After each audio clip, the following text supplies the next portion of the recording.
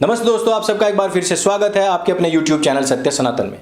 सनातन हाट पर अभी तक जो वेद 6,600 रुपये मिल रहे थे, सनातन हाट पर ही अब आपको पूरा का पूरा वेद सेट 5100 रुपये में बिना किसी डिलीवरी चार्ज के घर बैठे प्राप्त हो जाएगा। बस बात यह होगी, जो ऑर्डर आप इस प्रकार से देंगे उसमें केवल और केवल यह वेद सेट ही होना चाहिए, क्योंकि यह जो वेयर हाउस है वो हमारे तात्कालिक वेयर हाउस से बिल्कुल अलग है। तो सनातन हाट पर आपकी पुस्तकें आ रही हैं और आप वहां से खरीद भी रहे हैं। आपका बहुत बहुत धन्यवाद। और जो स्वयं को हिंदू मानते हैं, सनातनी मानते हैं, उनका ये फर्ज भी बनता है कि अपनी धार्मिक ग्रंथ कम से कम वेद, दर्शन, उपनिषद, गीता, रामायण, महाभारत तो कम से कम अपने घरों में रखें ही।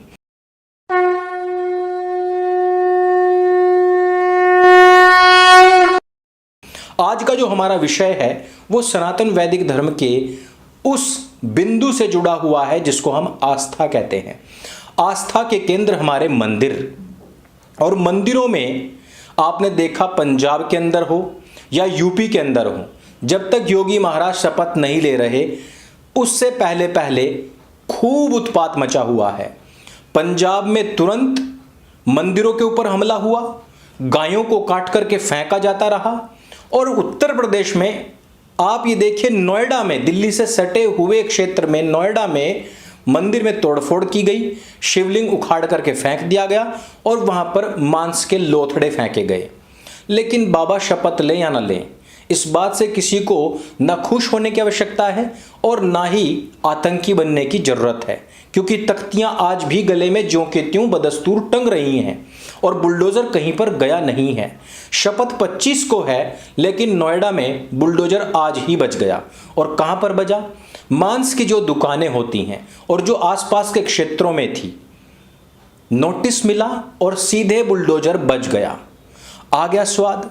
देखिए, मंदिर आस्था का केंद्र है, उसको अपवित्र कर दिया। पवित्रीकरण का पूरा माध्यम हमको पता है, आप लोगों की औकात सामने आ चुकी है, बौखलाने की आवश्यकता नहीं है, क्योंकि सबकी बारी आएगी। होड़ मत मचाओ, लाइन लगाओ, आराम से खड़े रहो, सबका नंबर आएगा बारी बारी से। कोई भी तेजी ना करे कि मेरे ऊपर सबसे पहले बुलडोजर चलाओ। आवश्यकता नहीं है इस होड़ मचाने की, क्योंकि जहां पर न्याय है, जहां पर कानून है, जहां पर व्यवस्था है, वहां पर पनिशमेंट, दंड, चाहे वो दुबे हो और चाहे वो कोई भी डाकू हो, चाहे अंसारी हो, चाहे रजा हो, सबको बराबर प्रसाद मिलेगा। ये होती है बुलडोजर की ताकत कि एक जगह पर बुलडोजर बजता है, 1000 जगह पर सिस्टम स्वयं ही सुधर जाता है। और इसी प्रकार के दंड विधान को सर्वोत्कृष्ट माना गया है, लेकिन सपाई सुधरने वाले तो हैं नहीं। वैसे इस सपाई सरगना के विषय में आपका क्या कहना है, जो आज ही ओम बिरला जी से मिलने के लिए गया और इसने अपना इस्तीफा जो लोकसभा में यह सांसद था वो सौंप दिया है। अब इसने सौंप तो दिया है और इसका जो आका है आजम खान, उसने भी भिजवा दिया है किसी के हाथों, और ये कह रहे हैं कि हम अपनी विधायकी पर फोकस करेंगे और विधायकी पर फोकस करके हम 27 की अच्छे से तैयारी करेंगे। वैसे आप लोगों ने लोकसभा से इस्तीफा दे करके यह तो संकेत साफ साफ कर दिया कि मोदी अब्बू जान कहीं नहीं जा रहे और 24 में हमारी कोई लड़ाई नहीं है। हमारी असल लड़ाई जो है, वो जो तैयारी है, वो कब की है? केवल और केवल 27 की ही लड़ाई है और 27 की ही तैयारी है, और उसके लिए बाबा पहले ही तैयार बैठे हुए हैं। लेकिन आप जरा ये सोचिए कि जिन जिन क्षेत्रों में, हमारे पश्चिमी उत्तर प्रदेश में किसान आंदोलन का बताया जा रहा है कि खूब प्रचार प्रसार हुआ, लेकिन सहारनपुर में तो फिर भी 7 में से 5 सीट भाजपा को ही चली गई। क्या प्रभाव हुआ? क्या ये किसान बेल्ट नहीं है? मुजफ्फरनगर की स्थिति देख लीजिए क्या हुआ है, बुलंदशहर में देख लीजिए। फिर इन्होंने कहा कि भाई लखीमपुर में बड़ा कांड हो गया, वहां भी देख लीजिए क्या हुआ है। उन्नाव में देख लीजिए क्या हुआ है। जहां कहीं भी इनकी ऐसी इनकी कोशिशें थी, वहां इनका सुपड़ा साफ ही हुआ है। लेकिन फिर भी मैं मानता हूं कि भैया शामली में और इधर कैराना की साइड थोड़ा हुआ है, चलो प्रभाव मान लेते हैं, लेकिन इस प्रभाव का असर केवल और केवल जाति विशेष तक सीमित था। मैंने आपको बताया था कि जाट मुस्लिम गठजोड़ तो बनाया गया था, लेकिन जिस दिन रिजल्ट आया उसी दिन एक मोमीन बालियान खाप, जिससे कि राकेश टिकैत संबंधित हैं, उसी खाप की लड़की को उठा करके ले गया। पूरा परिवार रोता रह गया और राकेश टिकैत वहां पर कहीं नहीं चमके। जयंत चौधरी इस परिवार की सुध लेने के लिए नहीं आए, क्योंकि उनको भी पता था कि वोट लिया है, अब बेटी तो देनी ही पड़ेगी, किसी ना किसी की तो बलि भेंट चढ़ेगी चढ़ेगी, और चढ़ रही है। और अभी तो 5 साल है भाई। किस कैराना में किस गैंगस्टर को आपने विधायक बनाया है, वो सोचना चाहिए था। लेकिन मैं वापस आता हूं किसान आंदोलन की तरफ ही। किसान आंदोलन जो हुआ उसकी भूमिका किसने बनाई थी, और इन सब के पीछे कौन था, और किस व्यक्ति को नरेंद्र मोदी जी ने आंदोलन जीवी कहा था? आपको पता होगा, योगेंद्र यादव को कहा था। हालांकि इस बात को जाट विशेष खाप विशेष ने ले लिया कि हम आंदोलन जीवी कहलाए, हमें ये गाली दी गई। सब ने अपने नाम के सामने भी आंदोलन जीवी लिख लिया था, क्योंकि जो सुबह से लेकर दोपहर तक स्कूल जाते हैं उन लोगों को चीजें समझ नहीं आती हैं। अब योगेंद्र यादव वीडियो बना करके कह रहा है कि भाई ये जो आंदोलन हमने किया था इससे हमने पिच तैयार की थी, लेकिन इस पर बॉलिंग तो अखिलेश यादव को करनी थी और योगी जी का विकेट उड़ाना था, लेकिन वो कर नहीं पाया। हो सकता है जैसे कि नरेंद्र मोदी जी भी कहते हैं कि हमारे तपस्या में कोई कमी रही, हो सकता है हमारी भी तपस्या में कमी रही हो, लेकिन जो हमने आप लोगों के लिए, देखिए योगेंद्र यादव और कौन दूसरी तरफ, अखिलेश यादव, तो भाई भाई के लिए फील्ड बना रहा था, तैयार कर रहा था। आप लोग वो विकेट नहीं उड़ा पाए। ये वीडियो मैं नीचे पिन कमेंट में टेलीग्राम ग्रुप का जो लिंक देता हूं उस पर मिल जाएगी आपको, वहां भी आप लोग काफी इन वीडियोस को देखते हैं। अब हो क्या रहा है, आंदोलन किया क्यों गया था? ताकि योगी को हटाया जा सके। अब ये आंदोलन की मांग क्या थी कि भैया ये तीनों के तीनों जो कानून है ये काले कानून है और इनको निरस्त किया जाए। लेकिन अब अगली खबर पड़ी है, कोर्ट का जो सुप्रीम कोर्ट में यानी कि जो केस चल रहा था, उसने जब सारी की सारी जितनी भी किसानों की जो कमिटीज बनी हुई हैं, जब इनसे पूछा, तो आप यकीन मानेंगे 90% से ज्यादा संगठन कह रहे थे और अब भी कह रहे हैं कि हमें कानून चाहिए। तो ये कौन संगठन थे? वो संगठन थे दोस्तों जिसमें कि टायर पंचर वाला, चोरी जारी वाला, डकैती वाला, तड़ीपार वाला, और जो लोग पहले फिरौती के काम किया करते थे, यानी कि गोल टोपी वाले, गोल जालीदार टोपी वाले लोगों ने अपनी टोपी उतारी, फेंकी और वहां पर पहन ली राकेश डकैत वाली टोपी। ठीक है, और ये आंदोलनों में पहुंच गए। यानी कि जो धुर विरोधी, उत्तर प्रदेश का जो धुर विरोधी समाज है, जिसको कि योगी जी 20% कहते हैं, वो लोग वहां पर पहुंच जाते हैं और वो लोग पहुंच करके वहां दिखाते हैं कि भाई पूरा का पूरा जो मजमा है वो तो किसानों का लगा हुआ है।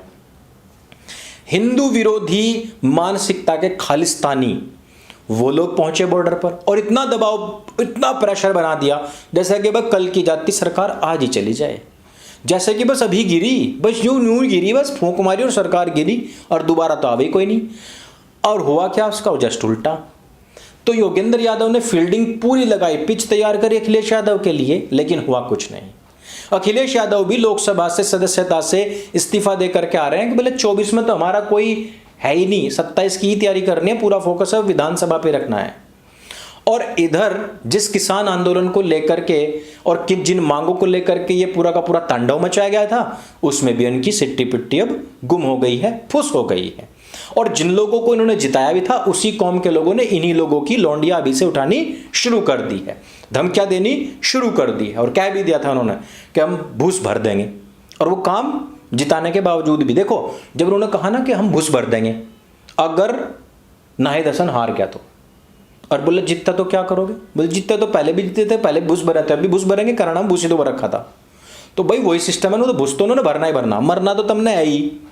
मैंने पहले भी कही थी भाई, मरना तुमने तय है थारा, नू नहीं मरोगे तो नू मरोगे, वोट नहीं देकर मरोगे तो वोट देकर मरोगे, क्योंकि तुम तो काफिर और वाजिबुल कत्ल हो।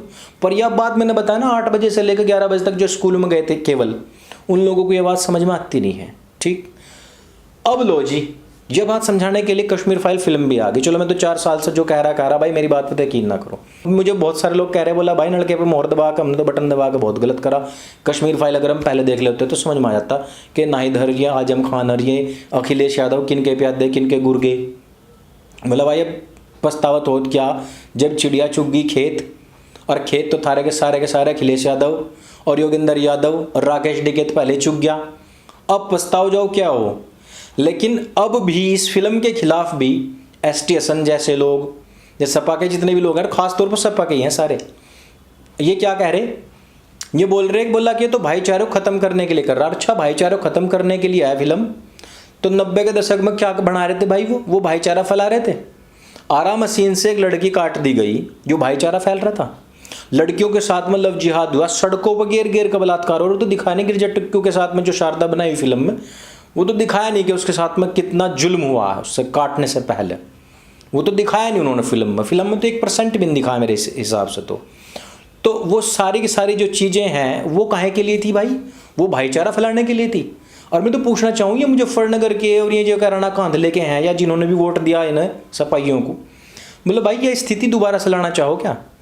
ये वे लोग हैं जिनकी किताब ये कहती है अल्लाह अकबर का नारा लेकर थारी बहन बेटों घरों से काट कर सड़क पर घसीट कर लाड़ कर और उनके रेप करना, तो उनके लिए आहा है, यो जन्नत का रास्ता खुलना है।